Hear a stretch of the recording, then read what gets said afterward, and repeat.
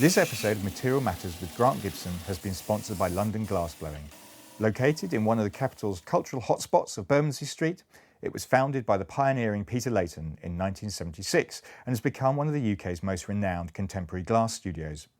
Importantly, it's a place where pieces are made as well as displayed, and visitors can come and watch resident artists such as Louis Thompson, Lane Rowe and Bruce Marks create work. Trust me, it's quite a sight. The studio is available for bespoke, private, corporate or public commissions. Each one is given careful and comprehensive consideration to provide unique and inspired solutions to any given brief. These may be free-blown, hot-worked in solid glass or moulded and kiln-formed as required and in consultation with the client. The gallery's next exhibition is entitled Celebrating Glass 10 Years on Bermondsey Street, which opens on the 13th of September. For more details, go to londonglassblowing.co.uk.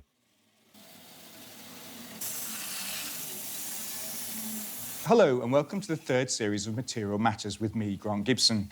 We've been going a while now, but if you haven't heard the show before, then the notion is that I speak to a maker, designer, artist or architect about a material they're intrinsically linked to and discover how it changed their lives. Today my guest is the inimitable Tom Dixon. The London-based designer began his eclectic career as a musician in the early 80s before learning to weld, whereupon he set about creating extraordinary baroque pieces of furniture made from scrap metal.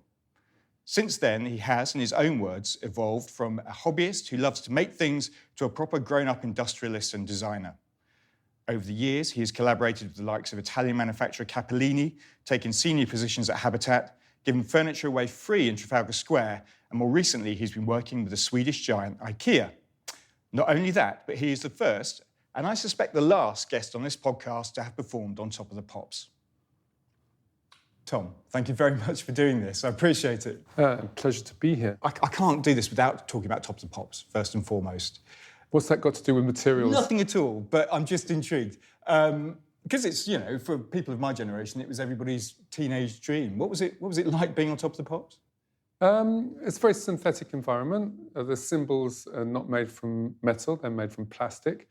Everybody mimes. And the crowd is much smaller than it appears. The crowd rotates around 3 stages, so a small group of fashionable young people get moved from the front of one stage to another. And the stage still exists in Shepherd's Bush in the newly recreated housing project that is Shepherd's Bush right now. So, you know, it was fun, it was revealing. And it's a distant memory. So look, you've had this extraordinary, varied career. You first became known in the design world for welding metal. So the obvious question to start this is when did you learn to weld and how did that come about? So I'd been in bands for a couple of years. And of course, it's in the main a gig economy, literally, right? And also it's very nocturnal. So it leaves you with a lot of time in the day to muck about. And I'd always been interested in motorcycles. I had vintage cars as well. I thought welding might be a useful skill. I had a friend who had a garage in Peckham, I think, restoring Cinquecentos. And I just turned up one Saturday afternoon and he taught me how to do oxyacetylene gas welding. And I do think I was immediately kind of captivated. You know, you've got a mask on your head, you're concentrating on a flame, there's fire, molten metal. And it was just great to be able to make very quickly very strong structures. And so rather than the boring aspects of restoring cars, which is, you know, you have to be very patient and very meticulous.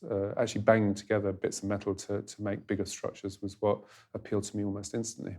So when you say bigger structures, was it immediately furniture? Yeah, pretty much. I think, you know, I'd had a failed attempt at going to art school. I did a foundation class for about 6 months at Chelsea and tried, you know, a bit of graphic design, a bit of sculpture, a bit of painting, life drawing. You made posters for videos for the horror or video covers for the that was later on. Yeah, right. I had a 6 months in graphic design. But anyway, the contemporary art scene seemed so kind of broad. The blank sheet syndrome, which is it can be almost anything and has to be conceptual, didn't suit me very well. But making functional structures gave me immediately a framework to work within. So the excuse of it being a light or a chair, even if it was sculptural, just suited me to have that kind of format or departure point, which allows you to work within effectively a design brief was what suited me. So it was very quickly practical things, and those things very quickly found a market. Was that what you disliked about art school, the blank page? Why did you end up dropping out? Well, I dropped out because I got knocked off my motorbike and broke a leg. So I spent, a month in hospital, and it was immobile for a while, and it just didn't seem like I wanted to go back. But ultimately, no. The reason I didn't do art school anymore was more that I found it disappointing in terms of the teaching, and that I wanted to experience real life, which meant getting a job. So that's what I did. Because you were born in Tunisia, Yes. and your parents, well, one taught English, the other was a journalist with the World Service. Yeah. Which did which? My mother translated the news into French and read it out on the World Service. My father was English teacher. Okay. So I'm guessing you came from quite a literary household. Was making part of your childhood, I wonder? No, they weren't creative in that sense. But they were always interested in culture, just in general. That's visual culture. I was dragged around to a lot of churches, Romanesque churches, and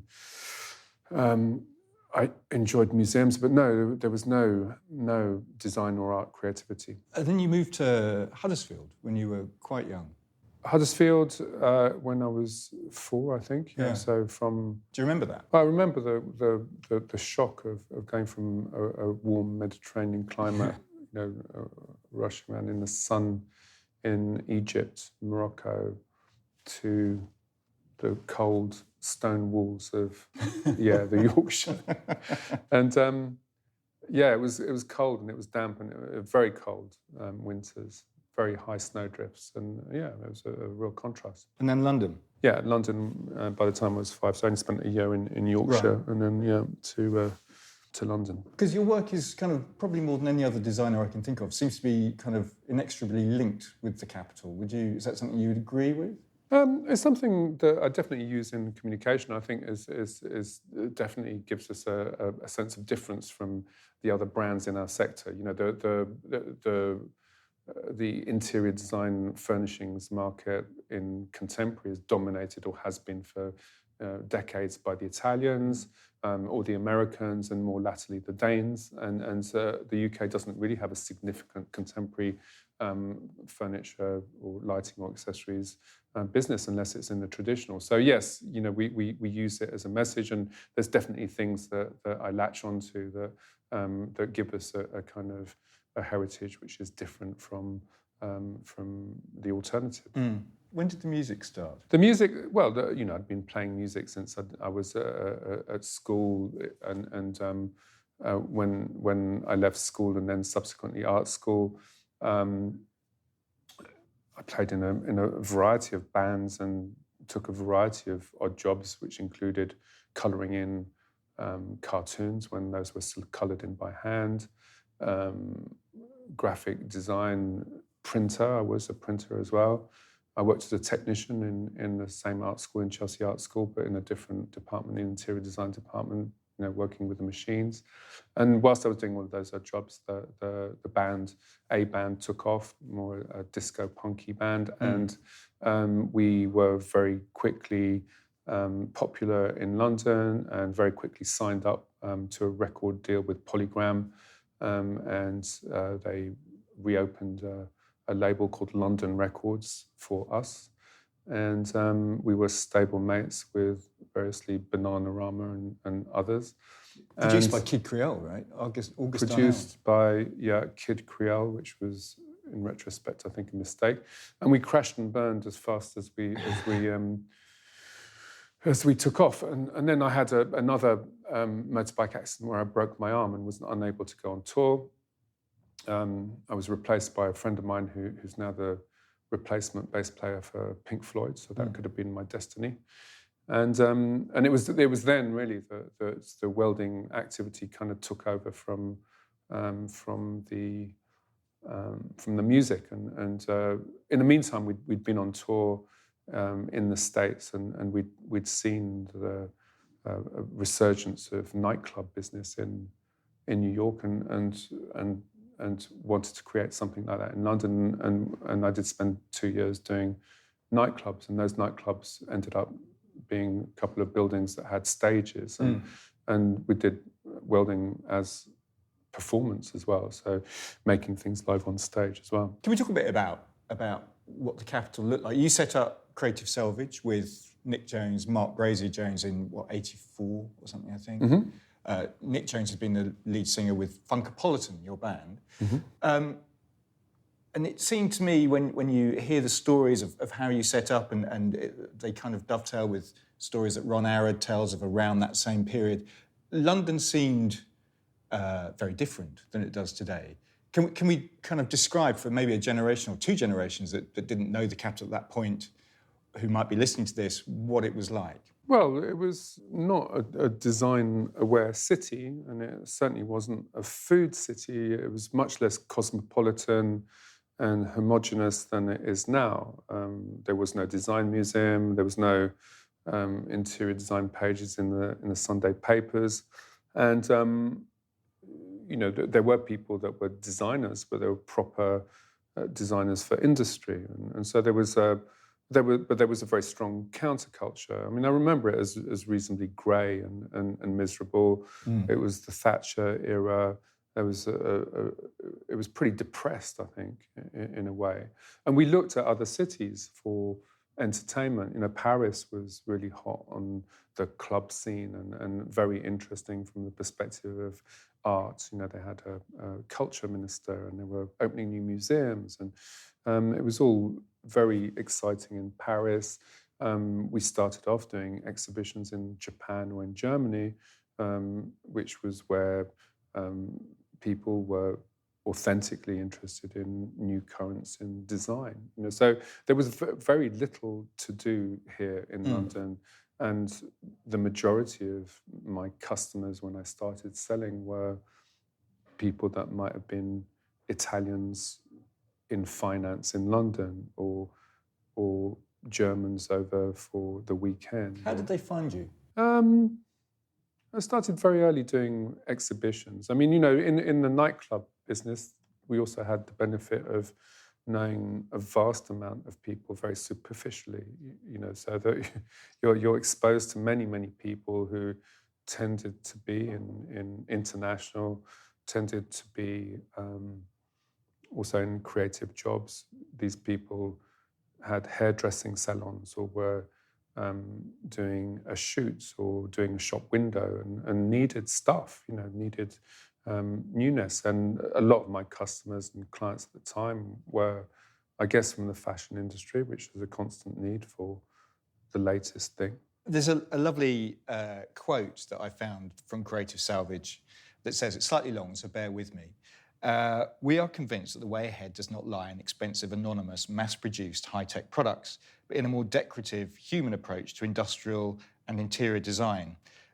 So were you kind of consciously anti what was going on in the design scene as it existed at that point? Were you aware of things like Memphis, that kind of stuff? Yeah, I mean, I think at the time it was much easier to be counterculture, and certainly in design, particularly from the Italian standpoint, there was this very kind of synthetic, very patterned surface look with very strong geometries, which was easy to define and therefore easy to rebel against. And then the other current seemed to be a very kind of serious, kind of modernist aesthetic, chrome and black leather. So kind of Bauhaus. Bauhaus Yeah, I mean... Because I think Habitat was selling a lot. I seem to remember having what must have been obviously a knockoff. Yeah, so that seemed very, very new at the time. Of course, by then it was already 50 years old, but it seemed like that was design. And design was very serious, it was very masculine, it was very power play. You know, it was shoulder pads at the time, and that was the aesthetics. There was two aesthetics, and then to come along with a rusty, you know, anti-establishment aesthetic was actually much easier than it would be now. And actually, we didn't have a lot of money to buy raw materials, and so the scrap metal thing was pragmatic as well. Because the way you describe it, Chelsea Harbour, which is now obviously luxury flats and expensive showrooms designed by people like Zaha, that was a scrap heap, right, where you found material?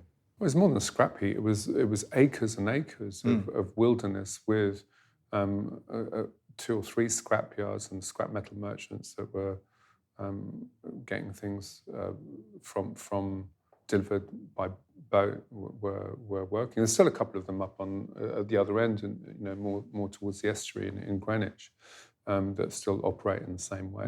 But it was big remnants of what had been a manufacturing city. You know, London had until recently a lot of workshops and manufacturers. It's all gone now, but we were witnessing the final collapse, I think, in the 80s. And this notion, because you never went to art school, presumably you had to sell things straight away. I mean, how did that affect what you did, I wonder?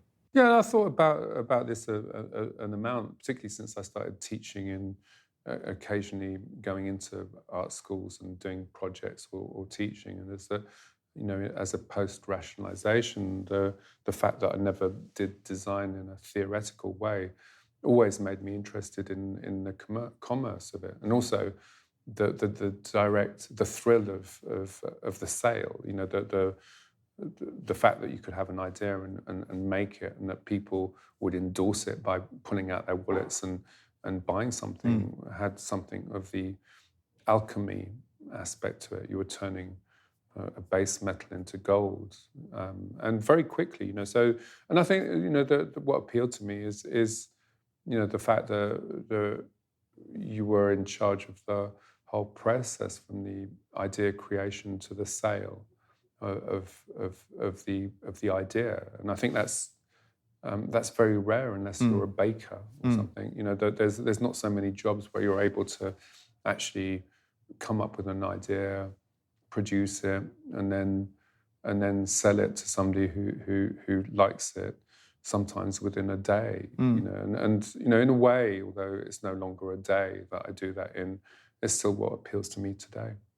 There's a lovely story. I mean, in your book, Dictionary, you're very open about things that went wrong. I think it's more interesting to fail. Yeah. I mean, yeah, there's too many people talking about their successes. And there's a lovely story about selling a batch of furniture to Patrick Cox, the upmarket shoe designer, where it all... Well, what happened? I mean, this was a new process you were looking at, or...? No, I'd used... I'd suddenly discovered copper and copper tubes, and you know, very available from any plumbing shop, and very low tech in terms of how you put it together. You hold plumbing together with lead solder, which is much lower temperature than welding. So it's a very convenient way of making stuff. Easy to cut metal as well. Doesn't need any, and it's a semi-precious metal, so it was very appealing on so many fronts. But what I didn't factor in was that it's very easy to solder together copper pipes, but they're not. That's not a technique which lends itself to constant movement, which is what you get in a chair. So perfect when you sell it, but after 10 or 20 dinner parties, the things were working themselves loose, and so the things were collapsing around Patrick's dinner table. So he wasn't happy, and also the flux that you use is quite poisonous, and that I probably hadn't cleaned it up particularly well. But that's how I taught myself through a lot of failures, actually, and there is a definitely in structural engineering, I think, called testing to destruction, which is sort of what happened in a natural way to my products. Shame it was at Patrick's dinner party.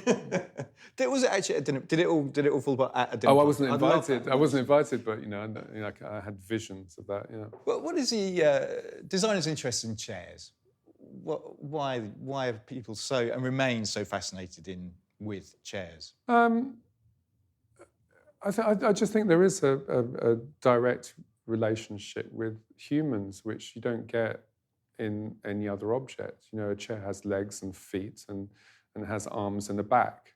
It doesn't have a head. But there's no other object which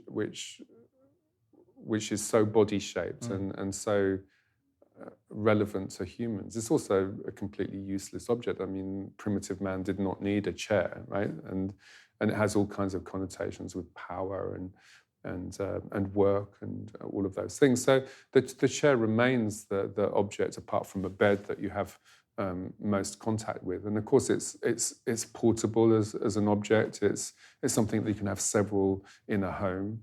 And so there's so many layers of reason why it's of interest, to architects and designers. And, for architects, it's probably the smallest object that they'll stoop to as well. And it's something that you need in an interior. It's not an accessory in that way. So, and you get a lot more opportunity to play with the sculpture of it than you would probably with a table or a bed, which is probably the other piece of furniture which is significant in terms of the amount of time that you interact. And the other interesting thing about that Cox story was that your work had kind of changed because London had changed. You weren't finding so much scrap metal. You were going into plumbers' merchants and DIY stores to make your stuff at that time.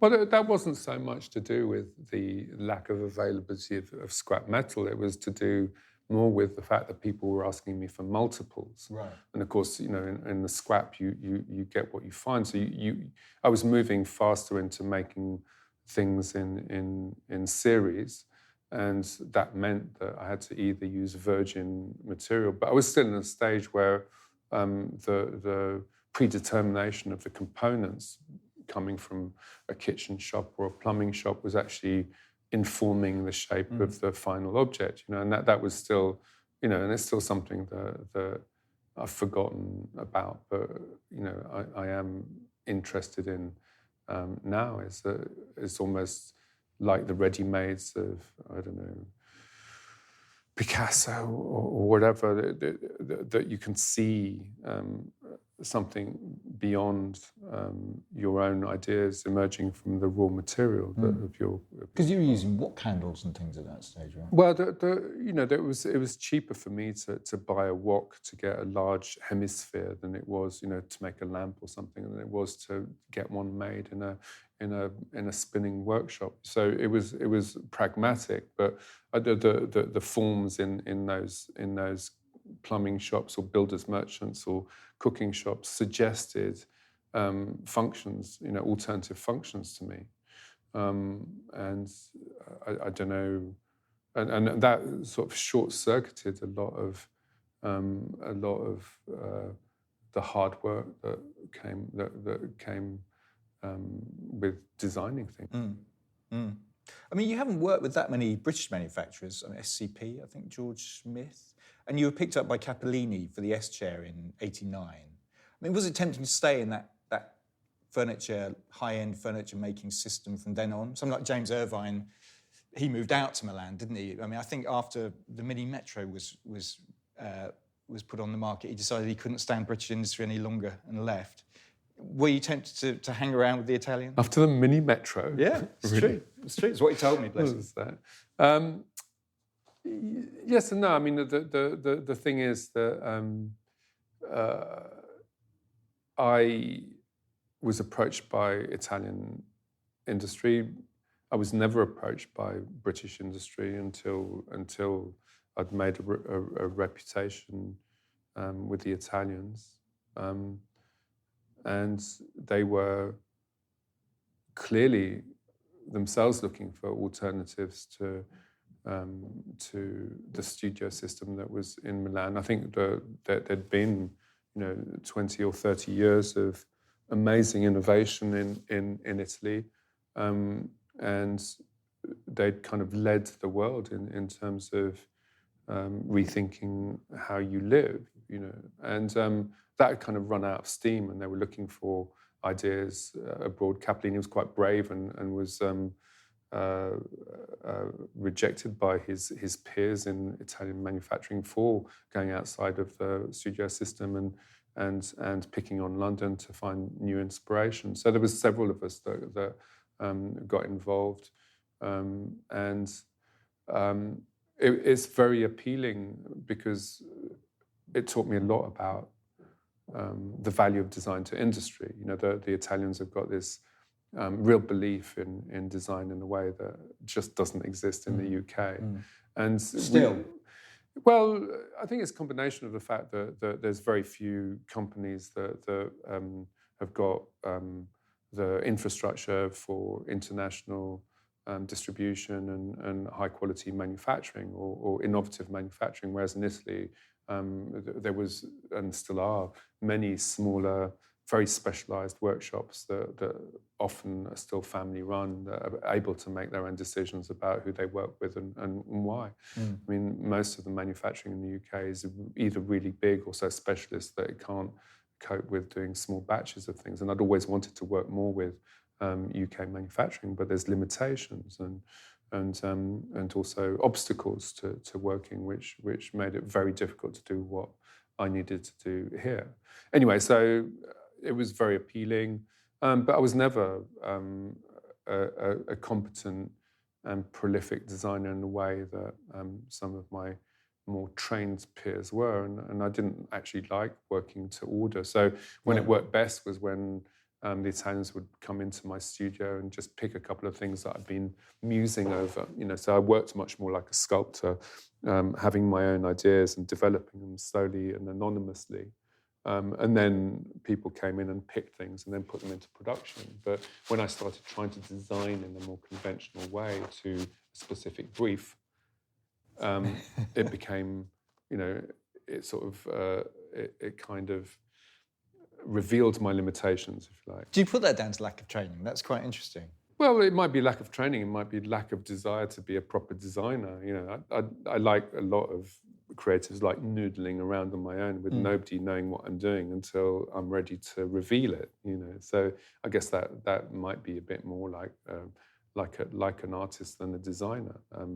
So I don't know. I do think that great designers can react to any brief and output something. I have to be authentically interested in the subject, and that was never that wasn't always the case. So I might have gotten good at it through practice, but it interested me more to have mastery over my own destiny. So I did then try subsequently to do slightly more international-facing plastics company. Yeah. Because there's determination throughout your career, it seems to me, to do your own thing, whether it's space, opening the shop in whenever that was, the mid-90s. You set up your own manufacturing Euro lounge, where you did the jacklight, that kind of thing. I mean, was that about control or doing things in your own time, or? I don't, anybody that knows me knows that I'm not particularly a control freak, but I like testing out things, and I like doing them at my own pace, and it seemed like the best thing to do. But of course, that changed completely when I joined Habitat, and I did the opposite, which was to go into proper corporate life for a massive organisation. So I like trying new things, and then seeing how they develop. It was a fascinating decision, that. I mean, you say in your book that your friends found it mystifying and disappointing. Yeah, some of them quite rude. It's like, why would you do that? And so why did you do that? I had two children, and I'd got to a stage where I had a huge workshop in South London with 17 lads doing metalwork. It was, we had a couple of clients that failed to pay, and I kind of started realizing the limitations of my training in everything. I didn't know how to run a factory. I didn't know how to run a shop. I didn't know how to even do metalwork formally. I had no certificates and it just felt a bit shaky and unstable. And the idea of doing something where I didn't have ultimate responsibility for everything, for the rent, for the bank, for the clients, for the marketing, for the leases, and the rest of it was very appealing. So I was just kind of getting rid of all of my responsibilities. I gave all of my tools to my longest serving metal workers, and they're still making stuff today, which is kind of nice. And jumped ship and tried something completely fresh and new. So it was kind of half, my personal situation, half having reached the limit of what I felt I could do in that sector, and then the possibility of really learning, again, rather than making it up myself. Yeah, I mean, and did you learn? Were there things you've taken from Habitat into your eponymous company that you founded, in 2002, I think I'm right in saying? Yeah, I mean, vast amounts about everything. The company was owned by IKEA at the time, which made it effectively the biggest furniture group in the world. So jumping from a small self-manufacturing, self-taught setup in South London to that whole universe of possibilities that is big retail and big manufacturing was a kind of an amazing lesson in what really goes on globally, both in terms of manufacturing, but also what people really buy around the world, to furnish their homes. And then, couple that with this huge array of categories that I'd never played in, and that went from textiles to tableware to toys, and beyond, art even, that we did art prints or plants. We sold £1 million worth of a curly bamboo twig. You could, if I decided that I wanted to go and see the international commercial flower show in Holland, I would do that. And I learned a lot about logistics and about marketing and branding and communication just in general, and very little about design, apart from commissioning design. Because you describe yourself as having a chaotic mind. That's a strapline to your book. I mean, is that true? Yeah, but I'm a subscriber to chaos theory, where having a chaotic mind doesn't particularly mean that you can't spot a pattern in that chaos. And I think a lot of designers kind of do that. They make leaps of imagination between different influences or different inputs and try and create something new out of it. So I don't think it's a bad thing. It's just I'm very, anyone that surrounds me knows that I'm not linear. Because nowadays, and not ordered. The company you're a minority shareholder in the company. I know. And I'm wondering, venture capitalists and a designer with a chaotic mind, that can be quite an interesting relationship, one would imagine. Yeah, and I think I've learnt how to be slightly more disciplined and share an ambition with a private equity ownership, but it requires an interesting combination of states of mind. Particularly not having your own name is an odd one. Or not being majority in your own name is a peculiar one. But I want the company to be a success, which is what they want it to be. Sometimes I don't want to go at the pace that they want to go, but like we said at the beginning, I've always been interested in the commerce angle. I do think that if you're a designer, if nobody buys your work, then you're not in a particularly good place. And so I've separated out less the commerce from the creativity. But any good business is a creative business as well. So there's elements of creativity that you can bring to bear, not just to the shape of things, but to the shape of the business itself, or how you see it progress. And ultimately, getting other people's money into the business allows me to do more. I wouldn't be able to have headquarters this big if I hadn't taken some money. Well, yeah, let's talk about that, because it's extraordinary, this place. I mean, you moved into your headquarters in King's Cross about 12 months ago now, from West London, the dock. I mean, for the listeners, what do you have here? Well, we're sitting on the Grand Union Canal, which obviously is a conduit of industry and development, in Victorian Britain. And pre-Victorian Britain, actually, so there's something symbolic about that, which I quite like. It's the Grand Union Canal, and this is a canal building which probably dates from about 1850, and it's called the Coal Office, and that's because it was a office and warehouse processing the coal that would come from the collieries up north and arrive in King's Cross, because we're sitting here in the middle of the new development of Granary Square, opposite the very famous Central St. Martin's School of Art.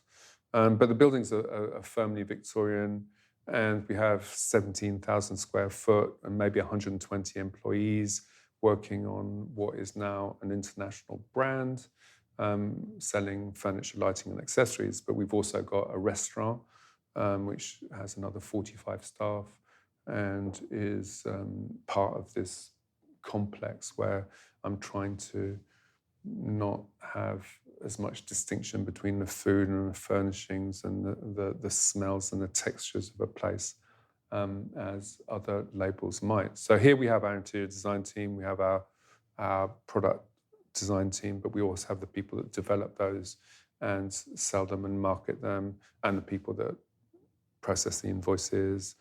So this is our international headquarters. And the food is interesting. Obviously, you had a restaurant at your previous HQ at the dock, restaurant here. You've just done a restaurant earlier this year in Milan. What's the fascination with food, with restaurants, with, I guess, bringing the public in? Well, I think, we learnt in the last studio, which was very much more off-pitch, it was a kind of tertiary location. There was not a lot of, in fact, there was no passing trade at all, that by adding a food component, we'd get more visitors just in general. It so happened that studio had been Virgin Records and had a staff canteen, and so the kitchen was there, and I was able to start a restaurant with very little infrastructure and very little planning permission and very little investment. I did the furniture, and I managed to get a chef in that was interested in creating a cookery book, and it developed into a restaurant. But we made the link between hosting people and selling furniture. I think one of the difficulties about this sector, furniture and lighting, is that it's a very dusty business in retail. If you have a shop, people do not come for repeat purchase of a dining table, not maybe once every 30 or 40 years. So it's not going to be one of those living emporiums if you're just a furniture store. But when you have a restaurant, you're able to demonstrate and make those objects come alive every day, 2 or 3 times a day if you're doing breakfast as well. And you get a new crowd and a new vibe and a new energy and new smells in the space. And of course, the furniture is something that you need to have. And we're able to demonstrate how you could use them and get people to sit in them for a couple of hours and test out new ideas in a restaurant, make the whole building come alive with how you live, rather than trying to flog a couple of chairs to somebody. So it's been instrumental in my ideas about how we should sell to the public.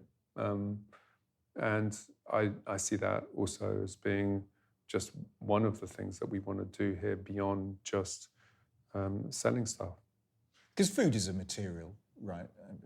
This is part of what you do. Well, it's part of your podcast series, you mean? Yeah, well, I'm journeying it in. Yeah. But it is, isn't it? I mean, it's a material, it's immediate. You see the public's or your consumers' love of it or otherwise almost immediately, which is very different from even when you were doing chairs very, very quickly, must be a very different experience as a designer. Well, I mean, I see more the analogies than the differences. Particularly to what I was doing at the very beginning. You apply heat to a raw material and you convert it into something that people want to buy. I think we've always collaborated with chefs that share our interest in presenting good quality materials in a simple way, kind of thing. But there's an addictive quality about entertaining people and being in the kitchen, which is very hard to replicate in slow-moving goods, for sure. But I see, like I say, more similarities than differences. What's perplexed me here is how much harder it is to sell a plate for £30, which you'll have for a lifetime, than it is to sell a plate of food that sits on top of it. So that's been kind of the value judgments there are kind of interesting. But we did an interesting experiment last summer where we worked with St. Martin's, that have got a very good ceramics department on the other side, where we hired a couple of their students over the summer to get the general public in to make one plate for themselves and one plate for our restaurant.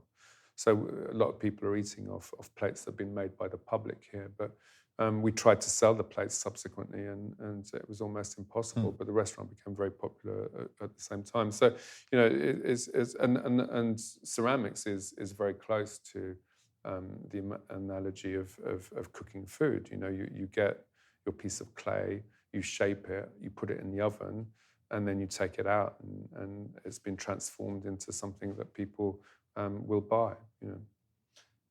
Because that brings me on to something I was going to ask you. You have this kind of micro manufactory in the shop downstairs. Making is still very important to what you do. Well, we've got a space that we call the factory, which we use for experiments in small batch production, or if we need to make a one-off piece, or if the design studio needs a bigger space to build a prototype or the rest of it. It's had 3 or 4 experiments in making stuff. Whether that's dyeing textiles or making ceramics, or more recently working with circuit boards to manufacture small batch lighting products. I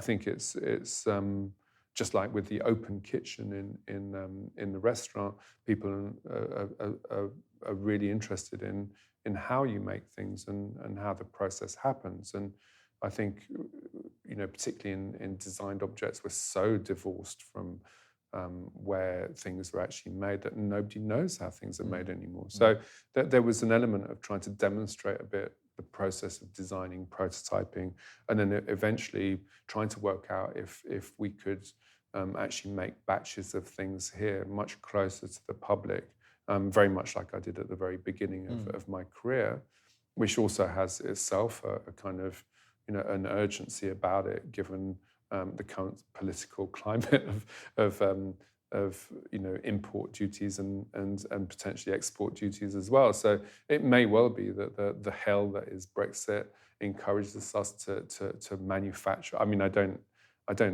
think that without a lot of political momentum that will happen, but we can do it in a small way ourselves. I mean, just because we're coming to the end of our time, but more recently, you've been collaborating with IKEA. Obviously, there was the bed sofa, which has been on a documentary and everything else. But most recently, the stuff at the Chelsea Flower Show, where you're talking about gardening saving the world. How is gardening going to save the world? Well, you only have to switch on the telly to understand the urgency of so many aspects of the deteriorating natural world, and the urgency with which we have to nurture it. And I think, replanting. I think people are desperately at loss as to what they could possibly do themselves, and planting kind of does that naturally. I mean, it's definitely where we live in a country that might have been forested by something like 60 or 70% in its original state, and it's now down to 15%. So in a small way, everybody can plant something, whether that's to reduce their dependence on supermarket foods, or whether that's planting a tree which will eventually absorb a lot of CO2. So there's something about the directness and the universal appeal of gardening, which I think is very relevant right now. And also from the perspective of designing, I think it's kind of interesting how inverted it is compared to what you normally do in product design.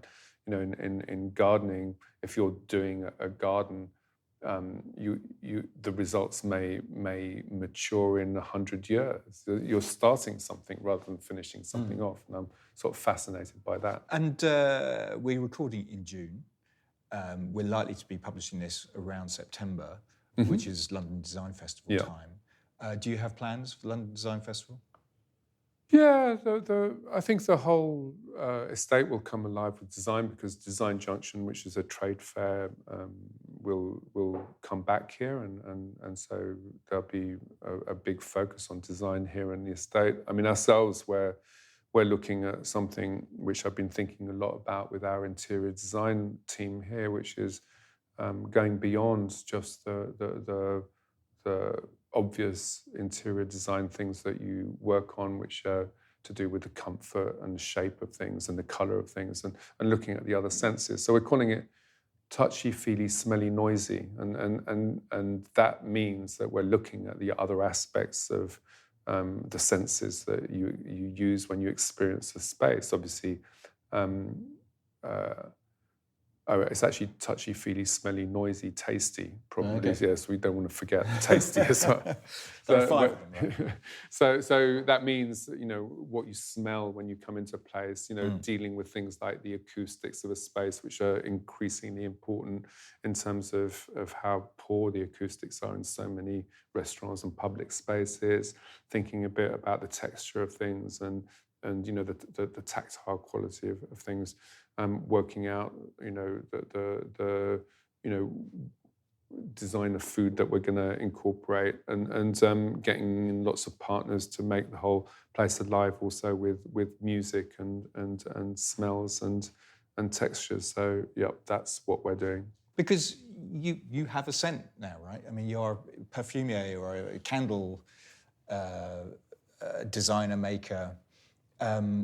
What is the scent of Tom Dixon? Well, it's not so much our smell, although we've got one called London, which I think is the closest to defining a bit the characteristics, the olfactory characteristics of the label. You use different scents at different times of the day in different rooms to create different atmospheres. I think that when you think about your experiences in visiting a space, you can be struck by the smell of a space as much as by the lighting, let's say, and the idea that an interior design is not finished until you've got the luminosity, the acoustics, and the smells of the space sort of legitimizes my adventures in interior design and perfume, if you like. So, I like the idea that even if you visit the bathroom here and wash your hands, you'll be able to leave the building and still have just a shadow of your visit still with you as you go on to the underground, kind of thing. So, there's something about the power of the other senses in our sector, which I think are very interesting and allow us to create a more complete experience. I mean, you're a brand now, Tom. Are there boundaries for that brand? Yes and no. I mean, I think there needs to be a logic to the stepping stones that you take beyond what you do. But I think the fight is always to stop being classified as a specific something. I've been classified so many times. I've had to fight my way out of being a scrap metal merchant or a plastic lamp specialist or somebody that just makes chairs or somebody that works for a big corporation. And I constantly jump from the frying pan into a new fire of my own making because A, I get bored, but B, also is that ultimately I never had in mind that I was going to be a product designer in the first place, and I don't see why I should restrict myself to that. I do think that some of our ambitions in food, for instance, are also legitimate, but what you have to do is show a really personal attitude to it, which is authentic right now. I don't think you can just do random things where you haven't delved a bit into it and produced a new attitude which is personal. That's a brilliant place to finish. Tom, thank you very much. Right, we went beyond material then, didn't we? That's what it is. It's great, brilliant. I loved it. Thank you very, very much. And to learn more about Tom Dixon's work, go to www.tomdixon.net. There are images from the interviews, as well as little films and other things on my Instagram page, Grant on Design. If you've enjoyed listening and want to see this podcast flourish, then please rate and review on Apple Podcasts or wherever you're listening to this from, and go to my Patreon page and make a pledge. You can find that at patreon.com/Material Matters. You'll be helping to take the message of the importance of materials, skill, craft and design to a whole new audience. And finally, thank you so much to this episode's sponsor, London Glassblowing. Do check out its excellent gallery, and remember that its new exhibition, Celebrating Glass 10 Years on Bermondsey Street, opens on the 13th of September. For more details, go to londonglassblowing.co.uk. Thanks very much for listening.